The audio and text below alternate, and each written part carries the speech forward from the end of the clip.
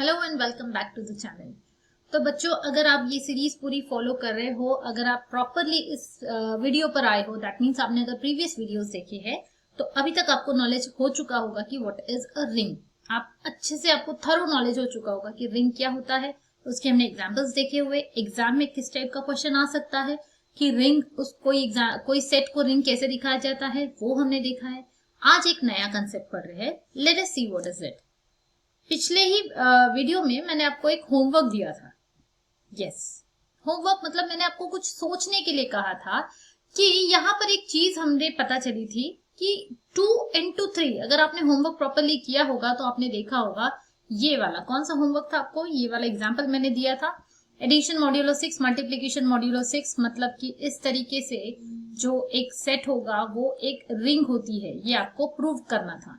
ठीक है, अगर आप कर पाए होगे तो आपने कॉम्पोजिशन टेबल में देखा होगा, वहां पर आपको ये जो वैल्यू है और ऐसी और भी कई सारी वैल्यूज होगी जिसका आंसर तो जीरो आता है मल्टीप्लाई करने के बाद, लेकिन वो दोनों नंबर्स ओरिजिनली जीरो नहीं है।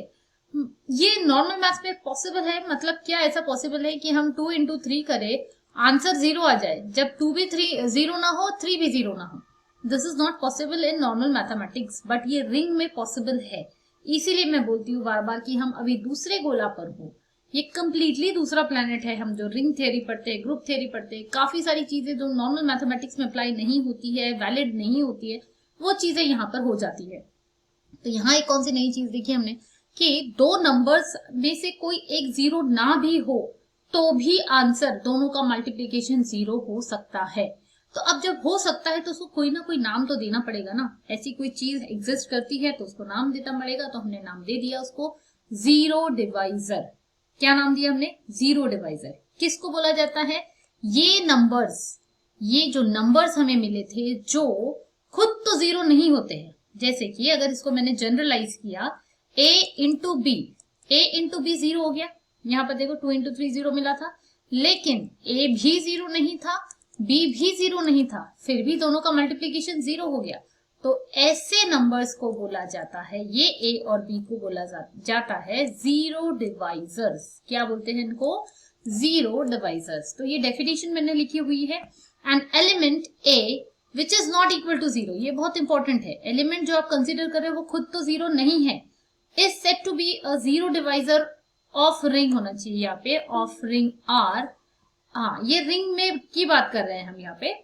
इफ देर एग्जिस्ट बी, ये भी नॉन जीरो होना चाहिए, not equal to zero, belonging to R, उसी रिंग में होना चाहिए ऐसा दूसरा नंबर, सच दैट दोनों का जब मल्टीप्लीकेशन किया जाए तो आंसर जीरो आ जाए।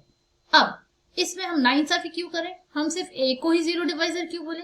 ए के लिए हमें बी मिला तो हम उल्टा भी तो बोल सकते कि बी के लिए ए मिला है, हमें बिल्कुल मिला है। तो यहाँ पर ए और बी जो है वो दोनों भी जीरो डिवाइजर्स है। ठीक है, देखो नोट में लिखा हुआ है मैंने, if A is a zero divisor of R, तो ए को किससे मल्टीप्लाई करने के बाद आपको जीरो मिल रहा है, तो वो जो दूसरा नंबर है वो भी जीरो डिवाइजर बोला जाएगा। तो यहाँ पर जो वो बी था दूसरा, it is also zero divisor.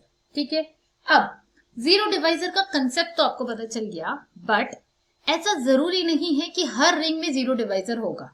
ठीक है, जैसे हमने कैसे देखा था कि ring with unity, ring without unity, commutative ring, कोई रिंग ऐसी होती है जो कम्यूटेटिव ना हो। तो हर रिंग में हर तरीके के आपको टाइप्स देख सकते हैं।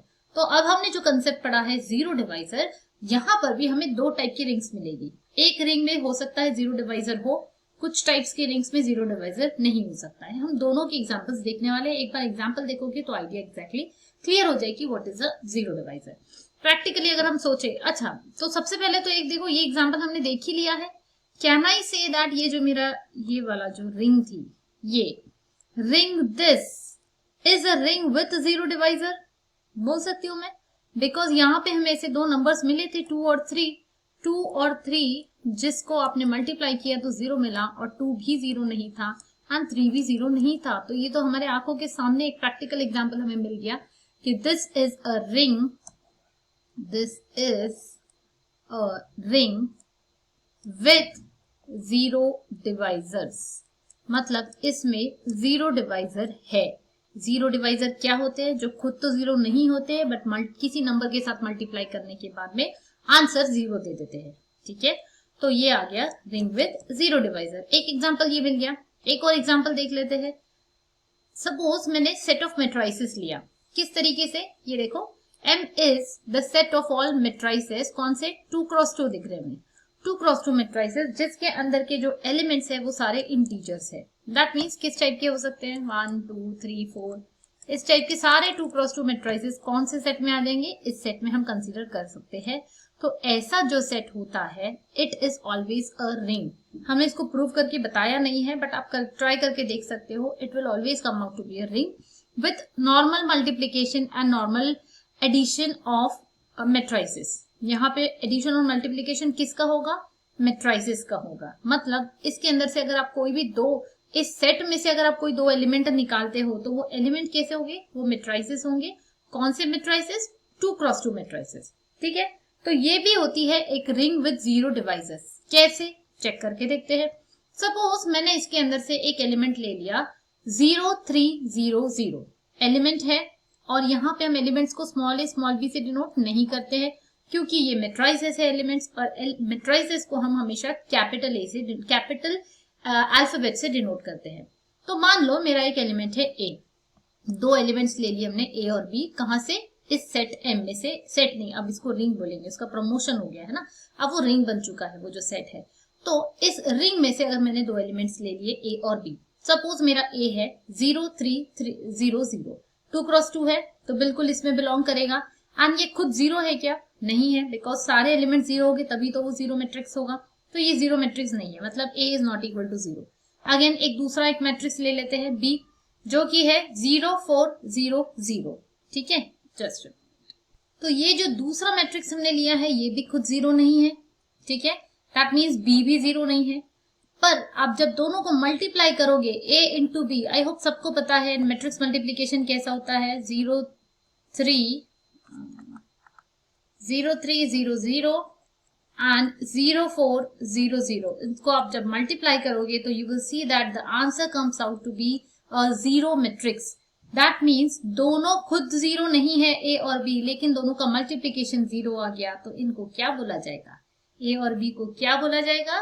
यस, इनको बोला जाता है जीरो डिवाइजर्स। और ऐसी रिंग जिसमें जीरो डिवाइजर्स होते हैं उनको बोला जाता है simple ring with zero divisors.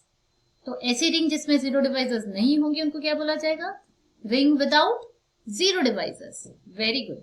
तो अब आपको एक होमवर्क देती हूं मैं। You have to think of, ये आपको सोचना है और मुझे कमेंट करके बताना है before seeing my next video. हाँ, ऐसा मत करना कि नेक्स्ट वीडियो देख लिया, बिकॉज उसमें मैं आंसर देने वाली हूँ।